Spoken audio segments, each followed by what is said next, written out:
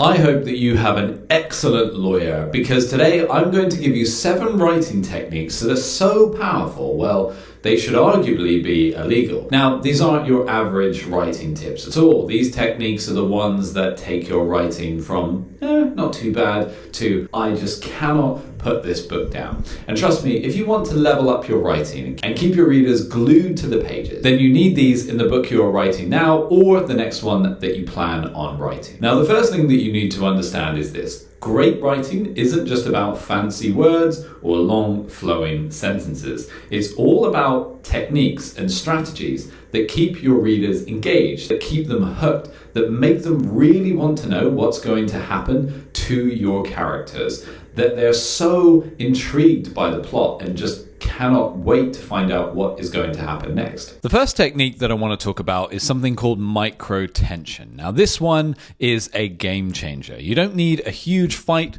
or a life or death situation in every single scene to keep readers hooked. What you need to do is small moments of conflict or uncertainty that make the reader feel like something could go wrong at any minute. It could be something as simple as a character glancing nervously at the door or hesitating before answering a question. This idea of micro tension keeps the reader on edge, and that's how you keep them turning the page.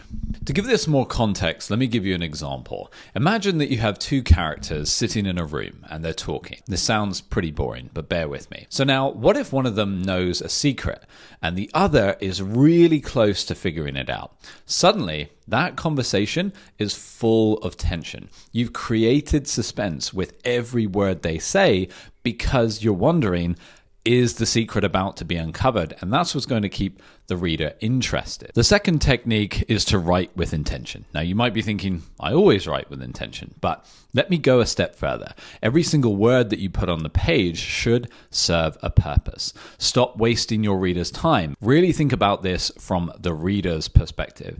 If a scene doesn't develop the character, or it's not moving the plot forward, or it's not a setup for something much bigger, then get rid of it.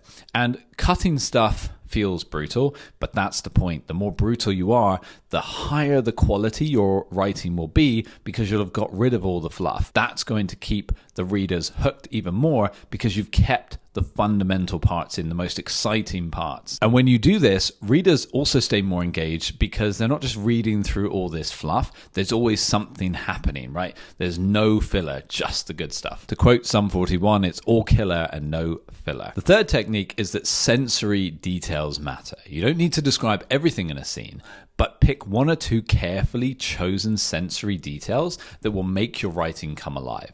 You know, what's the smell in the room, or the texture of the character's clothes? What sounds are going on in the background?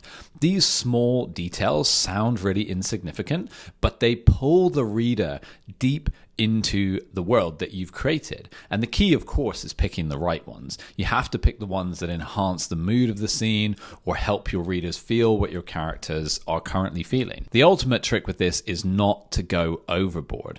A handful of sensory details is enough. Of course, they have to fit the scene, and it's a lot more powerful than if you try and paint too much into your setting. Technique number 4 is to make sure that you're not over-explaining things. Your readers are smart. They don't need you to tell them everything.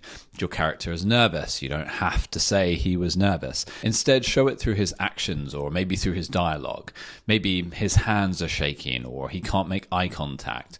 When you trust your reader to pick up on these subtle cues, your writing will be a lot more engaging. This is actually one of the biggest mistakes I see, but the good news is that it's also a really easy fix. The more you can show emotions and actions through character behavior and dialogue, the more powerful your writing will ultimately become. The 5th technique is to make sure you include strong character motivations. There is nothing worse than a flat, boring character. A character without any clear motivation is not going to hook the reader. You need to know, what do they want? What drives them? Why do they get out of bed every morning? This is really critical. If your character doesn't have a strong, clear reason for doing what they're doing, everything in your story falls apart because readers want to be connected with characters who are chasing something.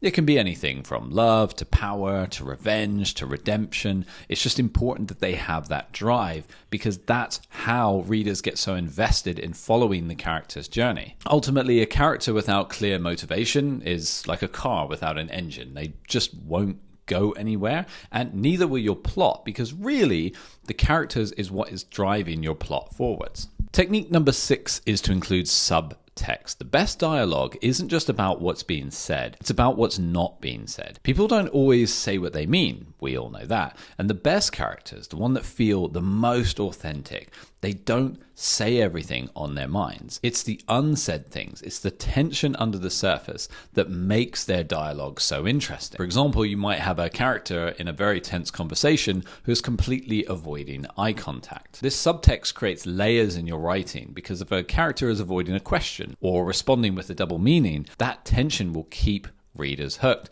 Ultimately, you're probably noticing that the bulk of these techniques are all about keeping your reader hooked or invested in your story. So let's finish up with technique number 7, which is mystery and intrigue. Here's the thing, don't give everything away all at once. And this seems obvious, but many writers reveal too much too soon.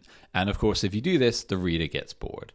And it's the key to keeping them hooked, is that you just need to give them just enough each time to satisfy their curiosity just a little bit, to just keep them waiting for that big reveal at the end. Mystery is what makes the readers need to turn the page. And this doesn't just apply if you're writing a mystery. Of course, this applies if you're writing a romance novel, a thriller, a non-fiction book. There has to be something in there that keeps them wanting to know more, that keeps them turning the page. I hope you enjoyed those 7 writing techniques. Let me know in the comments down below the ones that surprised you the most, maybe the ones you're most guilty of committing yourself. And of course, I'm sure YouTube is right now recommending another one of my value-packed videos right here for you to watch. So go ahead and have a look at that next.